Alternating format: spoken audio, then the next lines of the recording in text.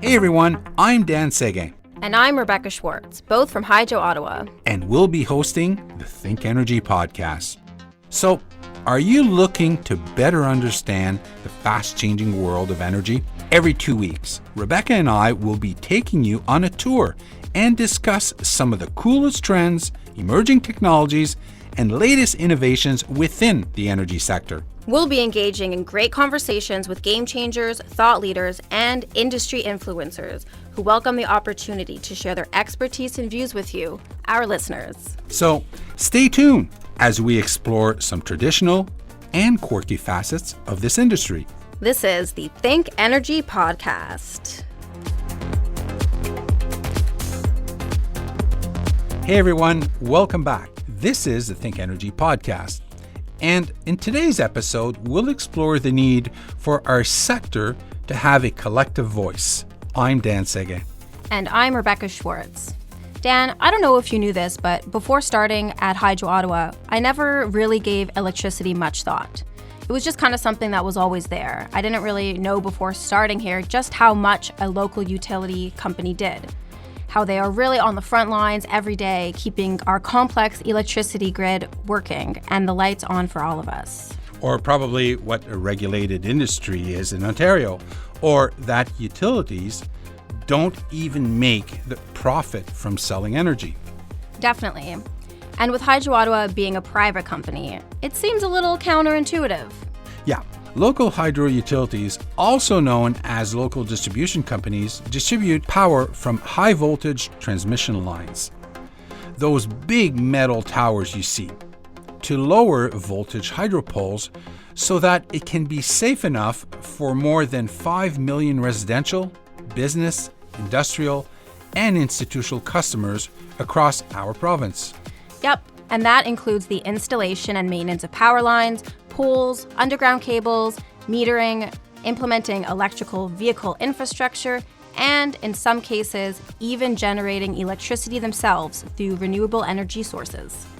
The energy sector, specifically electricity, is evolving at a rapid pace. But some folks may not realize that 94% of Ontario's electricity is generated without producing any greenhouse gas emissions.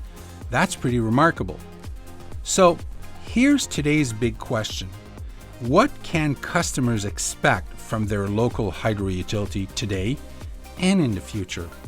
How are they influenced by the government and its regulators?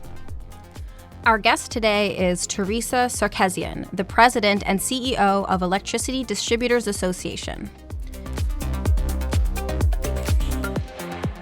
Teresa, welcome to the show. Perhaps you could start us off by telling us a little bit about yourself and what the Electricity Distributors Association does. Well, thank you so much, Rebecca and Dan, and I'm delighted to be here today. So a little bit about myself. I joined the EDA 12 years ago after successive positions working in the public policy and advocacy space in the provincial government, with a lobby firm, and another industry association in the manufacturing sector. I've been president and CEO for over 5 years now, which I can't believe it really has flown by quickly. As for the association, the Electricity Distributors Association is the voice of Ontario's electricity distribution sector to decision makers at Queen's Park. We are the trusted and vital source for advocacy insight information for Ontario's LDCs, the municipally and privately owned companies that safely and reliably deliver electricity to over 5 million Ontario homes, businesses, and public institutions. Our mission is to provide our local distribution companies with the valued industry knowledge, networking opportunities, and collective action vital to the business success of each member.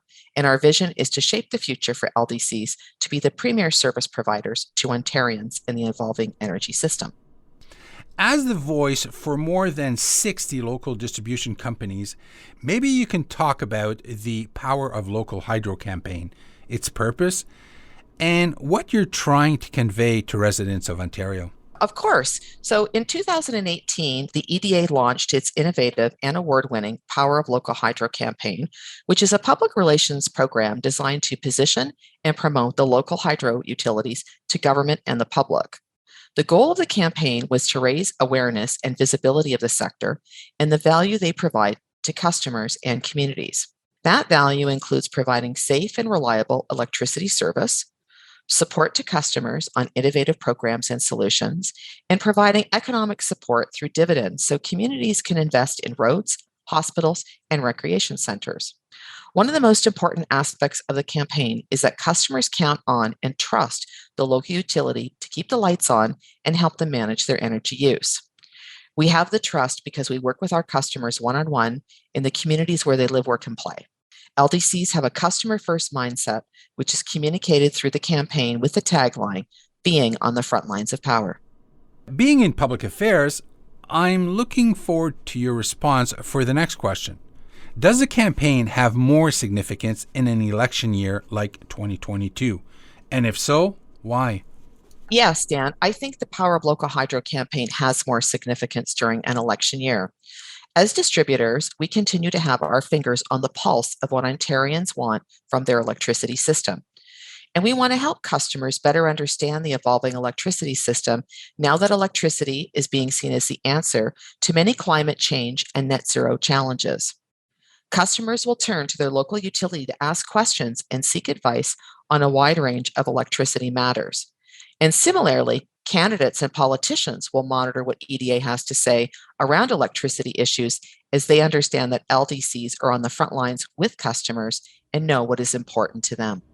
So, Teresa, your organization has communicated that Ontario's power system is changing and that local utilities are on the front lines. What exactly do you mean by that? Customer demands and expectations are changing, both in terms of interest in using new technologies as well as service-oriented expectations. Many households and businesses are embracing new ways to manage their power use while exploring electric vehicles, solar panel installation, battery storage, switching from gas to electric heating through ground source heat pumps, and other cost-saving technologies that help reduce energy waste. Customers are looking for information and advice to connect to the distribution grid and possibly sell their surplus generation or storage back to the grid. The relationship with the customer is now developing into a two-way street, much more dynamic and integrated than in the past when the flow of energy was one-way only.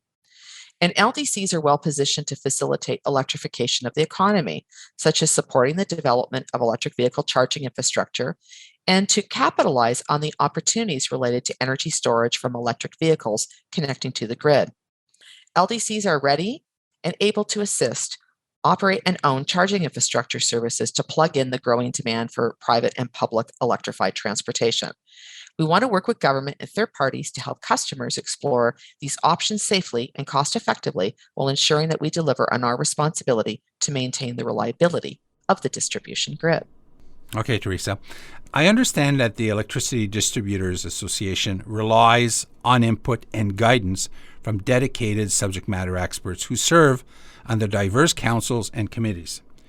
Could you impact or provide examples of how these groups guide the development of your policies and how that impacts utilities and electricity customers? Well, thanks for that question, Dan. We have over, if you can believe this, 150 volunteers from the LDC members that serve on one or more of our 8 standing councils and committees. They are an extraordinarily committed group of subject matter experts from all corners of the province, representing utilities and communities of all sizes. These EDA councils and committees come together in response to government agency and regulatory consultations, and some are very, very technical. The EDA is the platform that brings the industry together, and we build consensus-based industry positions to present to government agencies and regulators in the province. Over the past couple of years, we have prepared 50 policy submissions annually, and we are on track to do the same in 2021. Examples are far-reaching, from billing changes to enable a customer choice model, to supporting the implementation of broadband expansion, to shaping ISO market renewal design. Our elected board also provides additional policy guidance on longer-term issues. Our Power to Connect vision papers, which set out a 15-year vision to explore new business models for LDCs in enabling distributed energy resources, were some recent strategic thought leadership from our board. And we are exploring more policy work in the area of net zero impacts on the distribution sector. So stay tuned for further insights on that issue. Our volunteers are highly engaged, and I would like to thank them for their time and expertise to the industry. Can you provide us with examples where, collectively with utilities, you proposed and advanced policy solutions at Queen's Park? Which ones are you most proud of? Well, we have so many examples, Rebecca, so it was hard for me to choose, but I'm going to pick a couple from the last couple of years because I think during the pandemic, I'm particularly proud of our advocacy when things are so chaotic down with decision makers at Queen's Park. So, one way we demonstrated our customer first mandate was related to the COVID Energy Assistance Program. At the beginning of COVID last year, the EDA raised concerns with government that customers were struggling with electricity costs because of the lockdown associated with the pandemic. The EDA and its members developed and tabled ideas to provide financial support to residential and small business customers and to provide partial relief from the global adjustment for larger customers. From there, we worked closely with the Ministry of Energy to develop and implement the guidelines for the COVID-19 Energy Assistance Program called SEEP, and later the SEEP Small Business Initiative, with government providing $17 million in funding through the first phase of the pandemic. After a subsequent advocacy push from EDA in 2021, an additional $23 million was approved for the SEEP programs. SEEP has assisted more than 62,000 Ontario households and more than 13,000 small businesses. And the SEEP program is a great example of how utilities put customers first. And we're particularly proud of that because it was such a trying time, and it feels good to know that customers were supported by the utilities. The second example is our longstanding advocacy efforts on the Ontario Energy Board's modernization. We were very pleased this past year to see many of the EDA's modernization recommendations incorporated into the Minister of Energy's mandate letter to the OEB chair. This issue has been and continues to be a multi-year priority for our sector. We are confident that there will be constructive change ahead to reduce regulatory burden for LDCs so utilities can focus more on meeting customer needs as the energy sector transforms. Okay. Now, in your vision paper, The Power to Connect, Advancing Customer-Driven Electricity Solutions for Ontario, what are you proposing as a new way forward for Ontario's electricity system? As you know, the electricity sector is transforming rapidly. We are moving towards a two-way electricity flow with more customers generating and storing energy behind the meter. LDCs have a unique opportunity to be at the forefront of grid transformation by deploying these enabling technologies and developing a service platform that provides new innovative offerings to customers and DER providers. We recognize consumers as drivers of change, and local distribution utilities are really at the center of that change with them. We can leverage new technologies to deliver high-quality electricity services and help customers connecting to the grid. We envision local utilities owning, operating, and integrating small-scale clean energy and storage systems, also known as distributed energy resources, right into the local grid to better meet consumer needs while augmenting the bulk power grid. We think LDCs should have a greater role as we move forward in areas such as digitalization of utilities in the grid, planning locally, regionally, and for the bulk system, and to provide alternatives where possible that are lower cost than traditional capital investments. Okay, great. So now, how can utilities best serve the interests of its customers in today's evolving industry? Well, I think, Rebecca, we can best serve the interests of our customers by doing what LDCs do best. That's by continuing to build connections and trust with Ontarians through our customer-centric approach to service. By staying close and by providing knowledge and guidance to our customers on what matters to them most, whether that's managing bills, conservation programs, ensuring reliability, supporting EV charging connections, whatever it may be, LDCs are trusted by customers and expected to have the answers and solutions to help them engage in a customized way with the evolving energy grid. All right, so are utilities aligned with Ontario's long-term energy plan as it relates to cost-effective electricity and greenhouse gas emission reduction targets? Well, that's a great question because Ontario has a relatively clean grid compared to many other jurisdictions. While there is still room to improve, we need to focus efforts on reducing greenhouse gas emissions where we will achieve the greatest reduction. Therefore, reducing emissions in the transportation sector and in the building sector are expected to play a bigger role in meeting broader climate change targets, given that emissions from those two sectors comprise approximately 60% of all greenhouse gas emissions in Ontario. And utilities are very keen to support the fuel switching from gas to electric vehicles as a critical part of reducing greenhouse gases in Ontario. It poses an interesting challenge that as we decarbonize our economy to reduce greenhouse gas emissions, electricity use is expected to actually grow. We need to ensure that low or no emitting resources are pursued, such as renewables, energy storage, and energy efficiency, along with other emerging technologies such as hydrogen and small modular reactors. Presently, Ontario does not have a comprehensive public policy framework on these matters.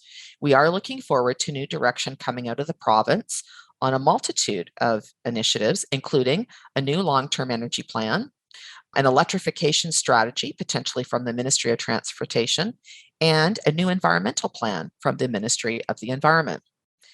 I do want to speak to the electricity system because we would like to see a renewed emphasis on conservation and energy efficiency, with LDCs being at the forefront of these initiatives. For every kilowatt hour saved, one less kilowatt hour needs to be generated. Ontario has an unusual arrangement where conservation is centrally run and not led by the local distribution companies, which is the more common practice in other jurisdictions across North America. LDCs are keen to provide conservation programs as part of a broader, more comprehensive package of solutions to help customers manage energy use and costs. LDCs were very successful in delivering conservation in Ontario the past few years. LDCs deliver conservation at a cost of 1.5 cents a kilowatt hour, which was unparalleled in North America. It would be great to bring back that cost-efficient and effective approach to the province and put LDCs back in the driver's seat on designing and delivering conservation for customers. Same line of questioning here, Teresa. Can you share with our listeners the views of your association on the long-term strategy for EVs and electrification in Ontario? So LDCs are at the forefront and have the expertise and relationships that will be crucial to expanding electrification. LDCs need to be central to supporting an electrification strategy in Ontario, given the challenges utilities will face with increased load and capacity issues. And there is an opportunity to also harness the storage capacity of electric vehicle batteries to assist with grid reliability, particularly in emergency situations. But for LDCs to fully seize this opportunity ahead and effectively manage the challenges associated with large-scale electrification, regulatory frameworks need to be better aligned with these fast emerging trends. Incorporating electrified transportation infrastructure should be viewed with the same regulatory lens as investing in poles, wires, and transformers. There is a broader societal benefit. And while many LDCs are eager to build EV infrastructure, they face barriers today in getting it included in their rate base. That in turn is a crucial factor in enabling them to justify and amortize the significant upfront investment required to ensure system reliability with growing EV charging. And the same challenge applies to investments needed to support transit and fleet electrification as well. The current rate classes are not well suited to fast charging requirements, and this is a disincentive to strategic infrastructure investment in the context of transit and fleet charging in particular. Overnight or other rate classes designed to accommodate and equitably price fleet EV charging has already been implemented elsewhere and are needed in Ontario. Thanks. Now, what is your organization's role in the electrification of transportation? So it's an exciting time for the sector to be part of this, and electrification will play a significant part in Ontario's net zero future, and LDCs need to play a key role in enabling the full potential of EVs in Ontario. So what is the EDA doing? So the EDA continues to participate in multi-stakeholder discussions with a range of parties and government officials. Currently, we are participating on the Transportation Electrification Council, which is a working group set up by the Ministry of Transportation. And that's going to go on for the next few more months, but recurring themes to date include the need for rate basing of charging infrastructure to help stimulate expansion of public charging networks and for the longer term benefit of ratepayers, and also discussion of challenges relating to household EV charging, such as the potential need for major electrical upgrades. But we have ongoing advocacy related to electrification, not only with the Ministry of Transportation, but across government and with the agencies and the regulator. Teresa, in one of your policy papers, Roadmap to a Brighter Ontario, you identified current barriers to the evolution of local distribution companies for the future. Can you expand on what those are and perhaps what are some solutions? Absolutely. So currently, we are, as a sector, lacking a comprehensive regulatory framework on distributed energy resources. There are some consultation and review processes in play at both the Ontario Energy Board and at the Independent Electricity System Operator, but they are both at the fairly early development stage. There needs to be the ability to have remuneration and more certainty and clarity going forward to establish the role of LDCs in supporting and optimizing the electricity grid. So, I want to talk about a few barriers that we have identified. One of the challenges we have is that we must improve the distribution system plans through investments in grid visibility. We need to ensure that LDCs are permitted to make investments in grid visibility to benefit fully from the value of DERs. And by improving visibility, it will ensure that the distribution system plans are developed with greater certainty and prudence. Greater visibility also increases the ability of LDCs to coordinate with the ISO to further optimize broader electricity system benefits. Another area of concern we have is we need to remove restrictions on LDC ownership of DER resources. Currently, LDCs are restricted to owning DERs of 10 megawatts or less. There should be more flexibility in owning large DERs, and the LDC sector also needs more clarity on behind the meter ownership of DERs. There is some light guidance by the OEB right now that will allow the ownership of behind the meter non-wires alternatives, as they call them, if it can be demonstrated to be more cost effective than traditional capital investments. But we still need more certainty to ensure that is the case going forward. Another area of concern for our sector is we need to allow LDCs to control and operate DER assets for two primary purposes. And these are often DER assets that are owned by customers behind the meter. But we need to have ability to control and operate these for two main reasons. One is to allow for coordination and aggregation of DERs to respond to ISO-led procurements pertaining to province-wide system reliability, and also to coordinate and aggregate DERs to address local reliability within the distribution network. So these are just a few of, I think we have about 15 solutions, but I thought I would just target 3 for the audience today. This next one is very interesting for me. How will distributed energy resources change the relationship between utilities and customers? Well, many utilities are interested in optimizing DERs that reside behind the meter and may be underutilized by customer owners and operators. Currently, there is over 4,000 megawatts of DERs behind the meters of utilities across Ontario. Better digitalization of the utility will provide visibility of where all those resources sit on the distribution grid. With that knowledge and the ability of LDCs to be permitted to offer price signals, owners and operators of these DERs could choose to sell back some of the generation or storage to assist the utility in supporting grid reliability. And in order to dispatch the DERs, utilities will need to invest in advanced control systems to achieve this level of grid sophistication. This integration of customer assets on the distribution grid will potentially create more efficiencies in the system by delaying or avoiding other generation or transmission investments. It will be a much more dynamic relationship with customers than in the past. Wow, I can't believe that 2022 is already upon us. So, what are the top 2 issues that could impact utilities, their shareholders, and the more than 5 million customers across the province? Well, that's a great question, Rebecca. So, one of the issues that we see that could be important for our sector and customers will be the post pandemic economic recovery and the upcoming provincial election in Ontario. So, with regard to the post pandemic economic recovery, there has been a lot of discussion about the opportunities related to electrification. So, depending on how fast government would like to move or to incent electrification in Ontario, this could be really quite challenging for LDCs to be at the ready, because as I mentioned before, we need to make sure that we have the proper capital investments, remuneration, and visibility tools to make sure that we can effectively electrify Ontario's economy. And with regard to the Ontario election, depending on the election results, there is always a possibility that there may be a change in focus for the energy sector. So if there might be a shift in government, perhaps they might want to go harder or faster on net zero or electrification targets. So we'll have to wait and see what happens. I guess the election is only about 7 months away now. Okay, Teresa, now for the fun part. How about we close off with some rapid fire questions? Yes. Okay, first one. What is your favorite word? Compassion. What is the one thing you can't live without? My sense of humor. What is something that challenges you? Working in the ever-changing electricity sector is both challenging and rewarding.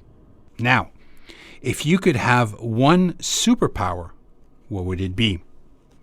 Not needing to sleep. Okay, if you could turn back time and talk to your 18-year-old self, what would you tell her? Well, that would be going back a very long time ago at this stage, Dan. But what I'd say to her is be brave and take a year to travel, because you won't have the time to do it again for a very, very long time, for a whole year, perhaps not until retirement. And lastly, what do you currently find most interesting in your sector? I think it's the energy transformation journey we are all on right now. We are part of a global transformation on electrifying society. It's not just happening in Ontario, it is happening all across the world. It is so exciting to be part of global change, and I can't say I've really ever had that before in my career. All right, Teresa, we've reached the end of another episode of the ThinkEnergy podcast. Thanks so much for joining us today. We hope you had fun. I did. Thank you so much. It was great to chat with you today. I sure hope you enjoyed this episode of the ThinkEnergy podcast. If so, please head over to our iTunes, subscribe, and leave us a review. Now for show notes and bonus content, visit thinkenergy.ca. Also, be sure to tell your friends and colleagues about us. Thank you for listening.